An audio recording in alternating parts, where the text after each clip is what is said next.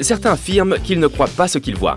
Mais peut-on vraiment se fier à ses yeux? Les illusions d'optique sont une façon époustouflante de tromper notre cerveau. Elles utilisent une combinaison de couleurs, de lumière ou de motifs particuliers qui peuvent nous faire voir des choses qui ne sont pas là, ou inversement. Aujourd'hui, nous allons découvrir comment certaines d'entre elles fonctionnent. Si tu regardes attentivement cette image, tu remarqueras un carré en mouvement qui semble changer de ton. Quelle nuance vois-tu? Foncé, puis clair, puis à nouveau foncé? Faux! La couleur du carré ne change pas. Le créateur de cette illusion est un psychologue et artiste japonais, Akiyoshi Kitaoka. Selon lui, tu peux voir ton propre cerveau changer d'avis sur la couleur du carré. La couleur en soi est déjà une illusion créée par notre cerveau, puisqu'elle est créée à l'intérieur de nos systèmes visuels. Ce que nos yeux perçoivent comme du bleu est en fait une longueur d'onde qui est réfléchie comme cette couleur. Les neuroscientifiques expliquent qu'environ 50% de notre cerveau est impliqué dans le processus de vision. Les signaux visuels sont dispersés dans plus de 30 zones cérébrales, dont chacune a une fonction spéciale pour traiter la couleur, le mouvement, la profondeur et la forme. Toutes ces informations sont combinées pour nous permettre de distinguer la forme et la couleur. Fait intéressant, les neuroscientifiques ne comprennent toujours pas les détails de la façon dont tout cela se produit. Jette maintenant un coup d'œil à cet escalier. Il a l'air assez banal, n'est-ce pas? Mettons l'image à l'envers. Cela ressemble toujours à un escalier, mais au lieu d'aller de droite à gauche, on dirait qu'il va de gauche à droite. Mais ne cligne pas des yeux. Si tu clignes des yeux, l'illusion disparaîtra et tu te retrouveras avec l'image originale. Cette illusion est connue sous le nom d'escalier de Schröder et a été mise au point par le scientifique allemand Heinrich Schröder en 1858. Elle est plutôt simple, mais elle repose sur un mécanisme fondamental du fonctionnement de notre cerveau. Essayons de le comprendre. Si tu déconstruis l'escalier, tu remarqueras que l'image est plate. Ce que notre cerveau perçoit comme une image 3D n'est qu'une combinaison d'ombre et de lumière. Cela signifie que la 3D elle-même est déjà une illusion d'optique. Cela se produit parce que notre cerveau capture les images et essaye de les transporter à ce qu'il connaît déjà. Ainsi, il voit une ombre dans une image 2D et il comprend la profondeur. En gros, il crée une perspective irréelle de l'objet qui se trouve devant nos yeux. On appelle cela une perspective tridimensionnelle. En 2020, le mathématicien japonais Kokichi Sugihara a poussé cette illusion un peu plus loin. Jetons-y un coup d'œil. À première vue, on a là de nouveau un escalier ordinaire.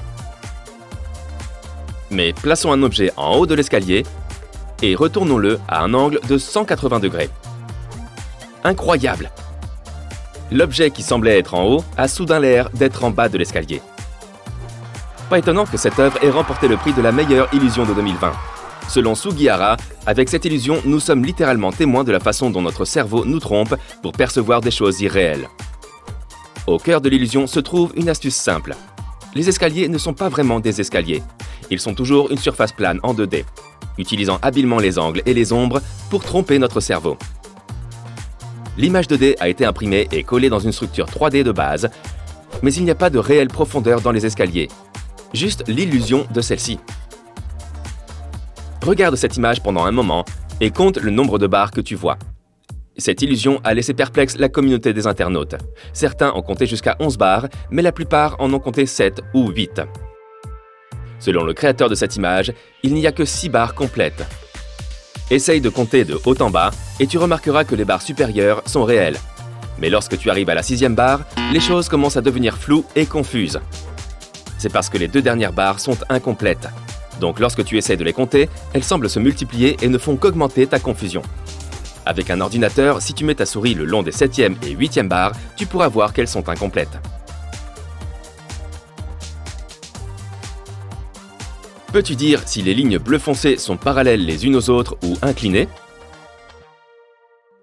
Elles ont clairement l'air inclinées, mais en réalité, elles ne le sont pas. Cette illusion d'optique classique a été décrite pour la première fois il y a plus de 100 ans. Mais ce n'est que dans les années 1970 qu'elle a reçu son nom actuel, l'illusion du mur du café. Un homme nommé Steve Simpson a remarqué un effet similaire sur le mur d'un café à Bristol et le nom est resté. Maintenant, voyons comment elle fonctionne. D'abord, floutons un peu l'image. Ainsi, tu peux voir que les lignes bleues foncées sont parallèles les unes aux autres. Si tu regardes bien, les petites briques noires et blanches à l'intersection des lignes larges sont ce qui rend l'illusion possible.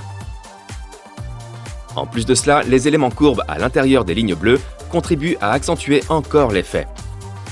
Tu vas comprendre pourquoi dans un petit moment.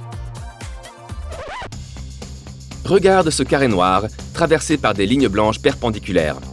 Si tu regardes attentivement, tu remarqueras que les points blancs situés à l'intersection de la grille changent de couleur, passant du blanc au gris et inversement. Lorsque tu te concentres sur un point en particulier, tu vois qu'il est blanc, mais dès que ton attention s'égare, le point devient gris. C'est l'illusion de la grille d'Hermann. Incroyable, n'est-ce pas? On peut pousser cette illusion un peu plus loin en plaçant des points blancs à l'intersection des lignes grises. Tous ces points sont placés sur le fond noir.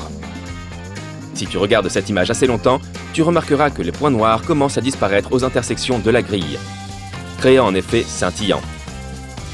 Un autre nom pour cette illusion est l'illusion du contraste lumineux simultané. Tu perçois les points comme étant blancs à un moment donné, puis presque immédiatement, tu les vois comme étant noirs. Pourquoi nos sens nous trompent-ils en nous faisant voir du gris ou du noir au lieu du blanc? Cette illusion démontre l'un des principes les plus importants de la perception humaine. On ne voit pas toujours les choses pour ce qu'elles sont vraiment. Les cellules rétiniennes de nos yeux agissent comme des récepteurs de lumière. Lorsqu'un récepteur est éclairé, il perçoit plus de lumière que lorsque ses collègues sont également éclairés. Cela empêche l'activation des récepteurs voisins. Avec l'illusion de la grille d'Hermann, les lignes blanches sont disposées de telle sorte qu'il y a plus de lumière autour des intersections que le long des lignes elles-mêmes. Ainsi, les points aux intersections sont plus inhibés et tu vois des points plus sombres. L'illusion suivante s'appelle le chasseur de Pac-Man. Tu vas voir pourquoi. Fixe la croix centrale pendant 5 secondes. L'image semble être en mouvement, n'est-ce pas? Tu verras peut-être aussi un disque vert apparaître de temps en temps entre les ronds violets. Cette image nous permet de voir deux illusions simultanément.